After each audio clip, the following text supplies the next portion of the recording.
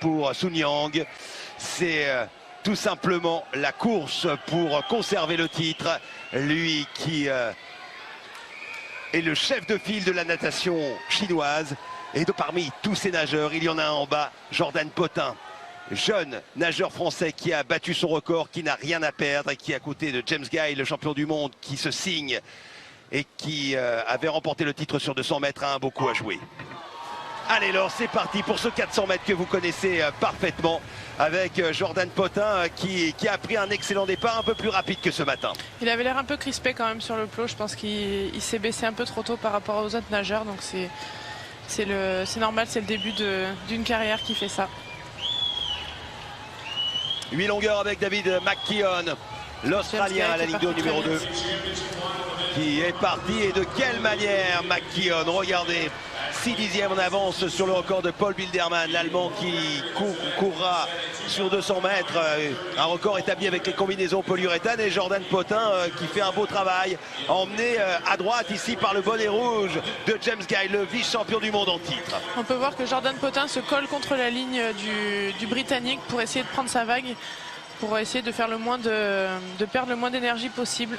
Et ça marche, regardez, on a encore pris un petit peu d'avance sur les bases du record du monde. Il est passé deuxième.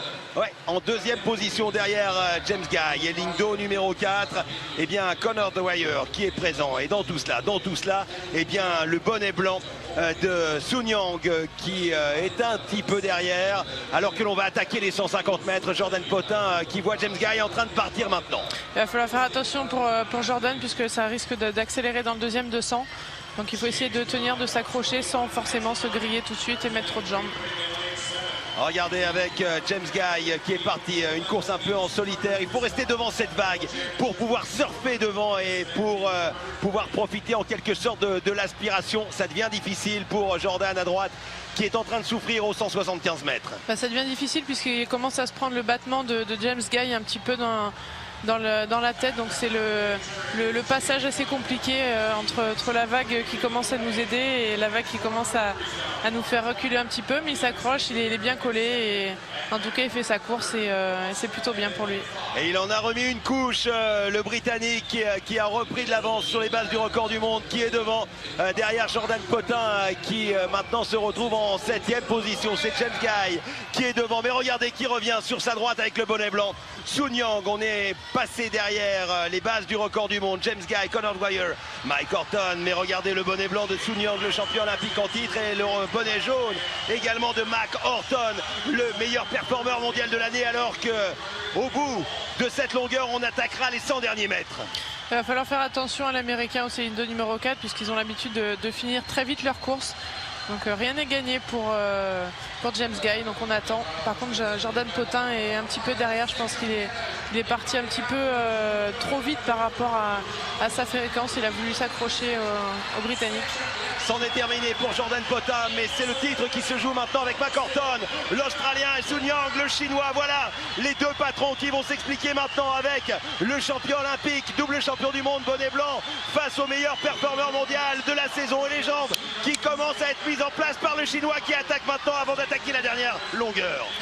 Sun Yang qui va faire un beau dernier 50, mais l'Australien va commencer à sortir le battement et... Oh, quel virage d'Horton! Horton qui a vraiment poussé sur le mur, mais derrière il y a Sun Yang.